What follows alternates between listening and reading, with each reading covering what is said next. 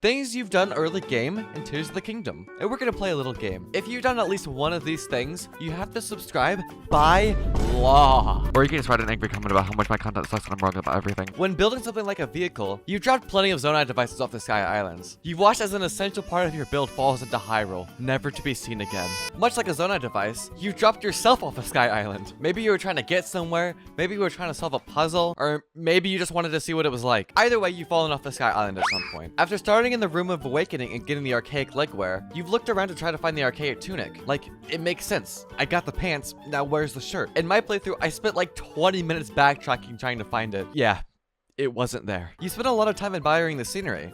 Seriously, this game is gorgeous. After knowing you could dive into the water, you wanted to know what it was like to dive onto the ground. Obviously, from a high distance, Link will just die. But if you're closer to the ground, Link will make a superhero landing. You may have attacked friendly constructs on the Great Sky Island. Their design is very similar to the ones that attack you, making them extremely easy to mix up. I've been guilty of this, and I feel really bad. So we can all say we've threatened a Korok's life by holding it over the edge of a Sky Island using Ultra Hand. I don't know, maybe seeing a Korok hang over a cliff makes me happy. Is that so bad? Or maybe you actually did throw one off the cliff. I don't know. Who's to say? I know you guys are weird. You've definitely gotten too lazy to make a minecart, so you just walk across the rail. It takes a little bit of effort to balance, but it's not too hard. Or maybe if you're smart enough, you found out that you can shield surf across rails.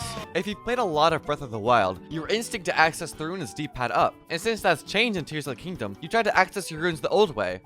Many times. So many of you have left comments saying how annoying this is, and I'm right here with you. With the complexity of the Ultra Hand ability, it can be a little confusing to grasp for new players. More specifically, the rotation control. Everyone I've seen use the Ultra Hand ability for the first time has had problems with it. It's not that the controls are poorly designed, it's just new and scary. I remember plenty of times where I've gotten annoyed and had to drop whatever I'm doing, walk around, and pick it up again from another angle. I figured out how to properly control it now, but when I started, it was pain. You've killed an enemy and watched as the weapon you wanted falls off the Sky Island. Don't you just love it here? You've placed fans or wheels the wrong way when making a vehicle, and you felt so much shame while fixing it. And you've gotten a task and immediately got sidetracked by something else. But I guess this is to be expected in a game like this. Hey, thanks for sticking around till the end. Click here to see 10 differences between Breath of the Wild and Tears of the Kingdom.